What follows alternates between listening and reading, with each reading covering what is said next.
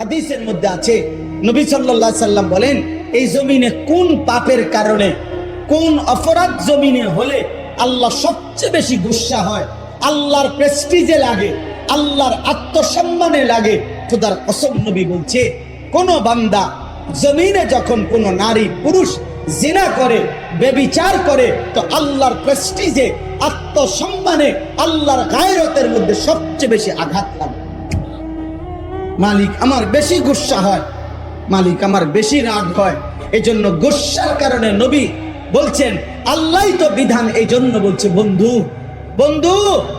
ও জিনা করলো, ও ব্যভিচার করলো আমার জমিনে, ওরে খাওয়াইলাম আমি, ওরে পড়াইলাম আমি, এত বড় কায়নাত দিয়ে আমি তাকে লালন পালন করছি, ওরে আমি বলছি তার জন্য আমি হালাল বিবাহের ব্যবস্থা রাখছি, ওরে আমি বলছি তার স্ত্রী আমি ব্যবস্থা করেছি, ওর যৌন চাহিদা আমি আল্লাহ দিয়েছি, ওই নারী আমি সৃষ্টি করেছি, এই পুরুষ আমি সৃষ্টি করেছি, শাহওয়াত আমি সৃষ্টি করেছি, লজ্জাস্থানের চাহিদা আমি সৃষ্টি করেছি, এত কিছু আমার দেওয়া, ও আমার জমিনে আমার দেওয়া জিনিস পেয়ে নাফরমানি করলো। আল্লাহর নবীকে আল্লাহ বলছে, বন্ধু খবর লাগান, এটা যদি বিবাহিত পুরুষ এবং নারী হয়, এই জিনাকার পাথর মাইরা মাইরা ফেলেন, পাথর।